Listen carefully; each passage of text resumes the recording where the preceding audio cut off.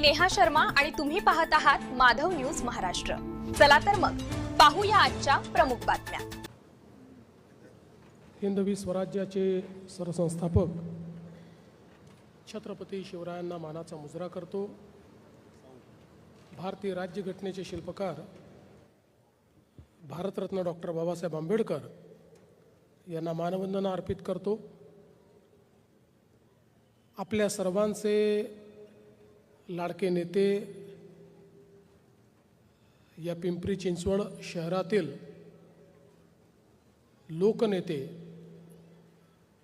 लक्ष्मणभाऊ जगताप यांच्या स्मृतीप्रित्यर्थ तयार करण्यात आलेल्या शक्तीस्थळाच्या लोकार्पण सोहळ्यामध्ये मंचावर उपस्थित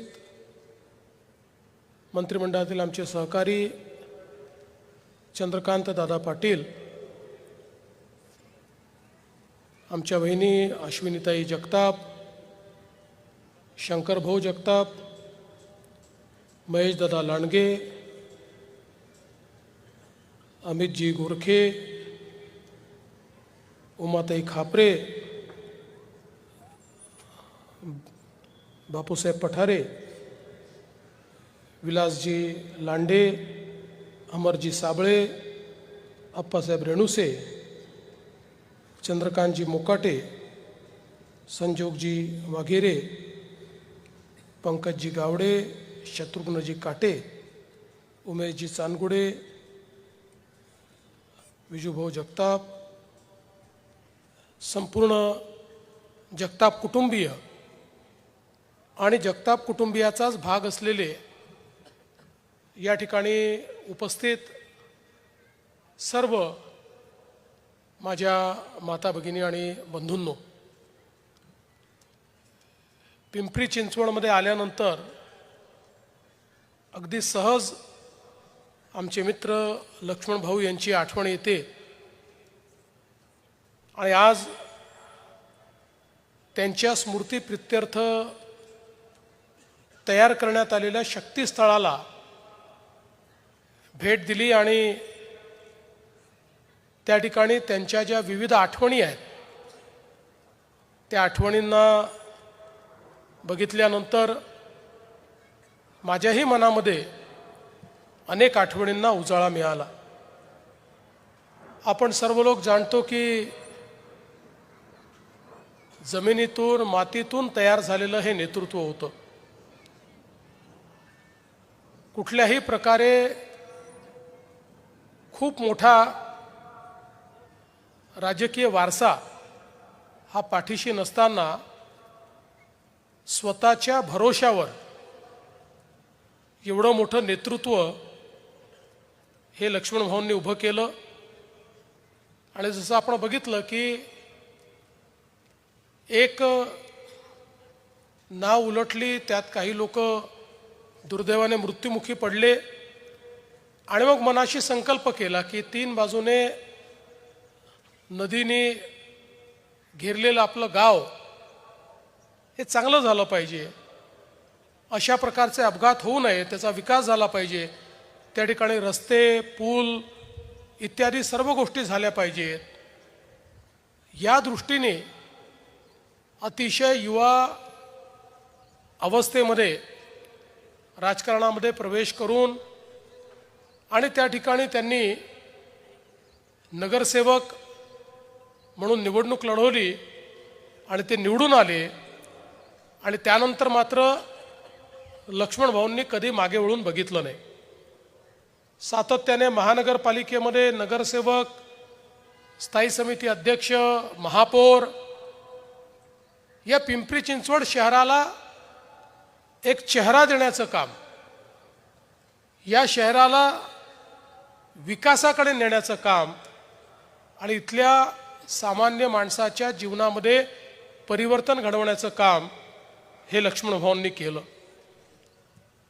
पिंपरी चिंचवड शहर ही महानगरपालिका, काही जुनी गावं आणि त्यासोबत औद्योगिकरणामुळे महाराष्ट्राच्या वेगवेगळ्या भागातनं आलेली मंडळी अशा प्रकारे एक मिनी महाराष्ट्र म्हणून ज्याच्याकडे पाहता येईल मराठवाड्यातले लोक, विदर्भातले लोक, पश्चिम महाराष्ट्रातले लोक, कोकणातले लोक, सगळीकडची मंडळी, उत्तर महाराष्ट्रातले लोक, अशी सगळीकडची मंडळी आपल्याला या पिंपरी चिंचवडमध्ये पाहायला मिळतात.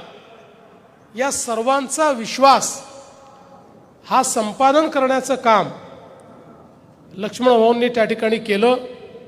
आणि म्हणूनच महानगरपालिकेतली त्यांची कारकीर्द आणि या शहराच्या विकासामध्ये त्यांनी दिलेलं योगदान हे कोणी विसरू शकत नाही. अशा पद्धतीचं त्यांचं योगदान राहिलं. खरं तर आमदार म्हणून देखील त्यांनी विधान परिषद असेल, विधानसभा असेल, या ठिकाणी या शहराच्या विकासाच्या दृष्टीनं सातत्याने संघर्ष केला. आणि आज या शहराचं जे आधुनिक रूप आपल्याला पाहायला मिळतंय त्यामध्ये लक्ष्मण भाऊंचं एक फार मोठं कॉन्ट्रीब्युशन या ठिकाणी आहे. विशेषतः 2014 नंतर लक्ष्मण भाऊ असतील, महेश दादा असतील, आणि मग इथली महानगरपालिका आल्यानंतर राज्य सरकार, महानगरपालिका यांच्या माध्यमातून लक्ष्मण भाऊंच्या नेतृत्वात खूप मोठ्या प्रमाणात या शहराचा चेहरा आपण बदलला. आणि आपल्याला कल्पना आहे की ज्या प्रकारे एक विकासाचं विजन हे लक्ष्मण भाऊंकडे होतं, एक तर वारकरी कुटुंबातनं आल्यामुळे एक आध्यात्मिक बैठक त्यांच्याकडे होती. या मातीशी नाळ जुडलेली असल्यामुळे सामान्य माणसाच्या अडचणी काय आहेत, व्यथा काय आहेत याची जाणीव त्यांना होती. मातीतले पैलवान असल्यामुळे त्यांना त्या संदर्भातली जाणीव होती. एक उत्तम खेळाडू असल्यामुळे त्या ठिकाणी संघ आणि संघाचं नेतृत्व हे कशा पद्धतीनं केलं जातं आणि संघ भावनेनं विकास कसा केला जातो याची त्यांना कल्पना होती. एक अत्यंत उत्तम अशा प्रकारचं त्या ठिकाणी घुडसवारी करणारे ते होते. त्यामुळे वेग काय असतो याची कल्पना त्यांना होती. व्यायामाची प्रचंड आवड त्यांना होती. आणि विकासाच्या विविध संकल्पना या त्यांच्या ठायी त्या ठिकाणी सातत्याने होत्या. या सगळ्यांचं एकत्रितपणे मिश्रण आणि त्याचा आविष्कार म्हणजे या पिंपरी चिंचवड शहराचा जो काही विकास आहे तो विकास आपल्याला त्या माध्यमातून पाहायला मिळतो. आणि म्हणूनच त्यांच्या नेतृत्वात इथे झालेले रस्ते असतील, उड्डाणपुलं असतील, मेट्रोचं काम असेल, इंद्रायणी नदीचा सुधारणेचं काम असेल, आज खरं म्हणजे मी जर सांगायला लागलो तर किमान मी 50 कामं अशी सांगू शकतो की जी गेल्या 10 वर्षामध्ये या शहराचा चेहरा बदलवणारी आणि या शहरातल्या सामान्य माणसाच्या जीवनात परिवर्तन करणारी अशा पद्धतीनं त्यांच्या नेतृत्वामध्ये आम्ही सुरू केली. त्यातली अनेक कामं पूर्ण केली. वेगवेगळी कामं वेगवेगळ्या टप्प्यावर या ठिकाणी आहेत.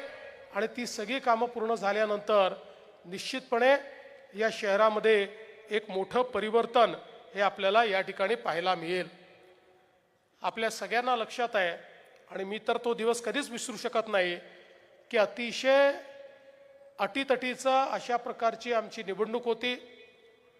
खरं तर त्या निवडणुकीनेच सत्ता बदलाची मुहूर्तमेढ केली. अशा प्रकारच्या विधान परिषदेच्या निवडणुकीमध्ये मी ज्यावेळी वहिनींना आणि शंकरभाऊंना फोन केला आणि मी त्यांना सांगितलं की मताची आवश्यकता तर आहे पण मतापेक्षा भाऊंचा जीव महत्त्वाचा आहे. त्यामुळे तुम्ही निर्णय घ्या. आणण्यासारखी परिस्थिती असेल, डॉक्टर होकार देतील तरच तुम्ही आणा, अन्यथा तुम्ही आणलं नाही तरी हरकत नाही. पण त्या ठिकाणी लक्ष्मण भाऊनी मात्र अतिशय स्पष्टपणे सांगितलं की माझ्या पक्षाला आवश्यकता आहे, त्यामुळे काही झालं तरी मी जाईनच. आणि त्या ठिकाणी PPE किट घालून आणि कार्डियक ॲम्ब्युलन्समध्ये लक्ष्मण भाऊ त्या ठिकाणी आले आणि मतदान केलं. आणि मतदान केल्यानंतर त्या ठिकाणी मला असं म्हणाले, मी तेव्हा विरोधी पक्षाचा नेता होतो, की मुख्यमंत्री साहेब तुम्हाला मुख्यमंत्री पाहण्याकरता या ठिकाणी मी आलो आणि त्यानंतर 15-20 दिवसांमध्ये महाराष्ट्रामध्ये आपण सत्ता बदल केला आणि या निवडणुकीमध्ये त्यांचं ते स्वप्न देखील पूर्ण झालं. कदाचित मला असं वाटतं की काळाच्या पलीकडचं पाहण्याची ती त्यांची सवय होती. त्या सवयीमुळे अनायास त्यांच्या तोंडून निघालं की तुम्हाला मुख्यमंत्री पाहायचं आहे, तुम्ही माझे मुख्यमंत्री तुम्हीच आहात. आणि काही दिवसांनी ते निश्चितपणे खरं झालं. पण आज अशा प्रकारचा आमचा एक मित्र की ज्यांच्या मनामध्ये एक अत्यंत प्रेम होतं, ज्यांचा एक भक्कम पाठिंबा आमच्या पाठीशी होता, ते आपल्यातनं अचानक निघून गेले. खरं तर ते लढवय्ये असल्यामुळे त्यांनी दुर्धर रोगाशी देखील अतिशय मोठी त्या ठिकाणी लढाई दिली आणि आम्हाला हे माहिती होतं की अनेक विपरीत लढायांमध्ये लक्ष्मणभाऊ नेहमी विजयी व्हायचे. किती विपरीत परिस्थिती आली तरी त्यांचा पराजय न होता ते विजयी व्हायचे. त्यामुळे आम्हाला हा विश्वास होता की याही आव्हानाचा सामना करून भाऊ निश्चितपणे विजयी होतील. पण दुर्दैवाने या एका सामन्यामध्ये मात्र ईश्वराने काही यश दिलं नाही आणि त्या ठिकाणी भाऊ आपल्यातनं निघून गेले. पण जसं मगाशी सांगितलं की कार्यरूपी भाऊ आज आपल्यामध्ये आहेत. आज ज्या प्रकारे या भागामध्ये 41 किलोमीटरची मेट्रो आपण तयार करतो, हे भाऊंचं कार्य आणि त्यांचं स्वप्न आज या ठिकाणी आपल्याला पाहायला मिळतं. या ठिकाणी पहिल्यांदा आपल्या या महानगरपालिकेतनं कचऱ्यापासून विद्युत निर्मिती केली.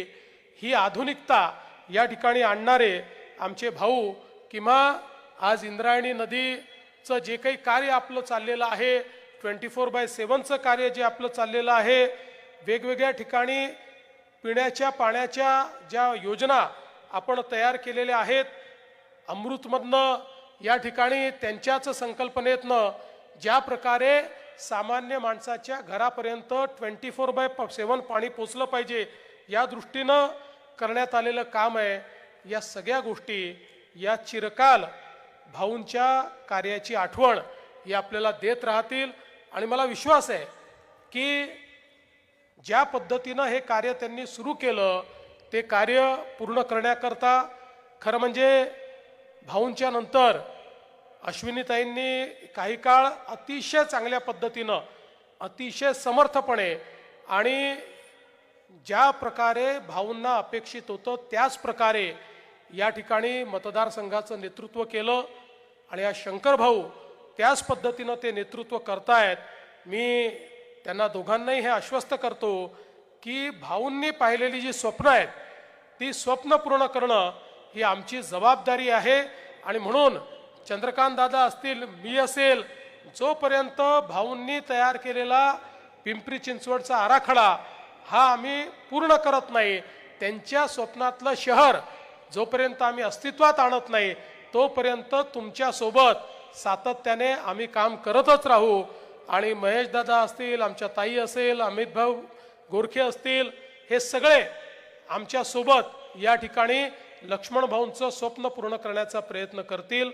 आज एक अतिशय सुंदर अशा पुस्तकाचं देखील आपण या ठिकाणी प्रकाशन केलेलं आहे, लक्ष्मण पर्व, ज्यामध्ये लक्ष्मण भाऊंच्या विविध पैलूंचं दर्शन आपल्याला पाहायला मिळतं. विविध लोकांनी त्यांना दिसलेले लक्ष्मण भाऊ अशा पद्धतीनं त्याच्यामध्ये एक प्रकारे आपलं मनोगत व्यक्त केलेलं आहे.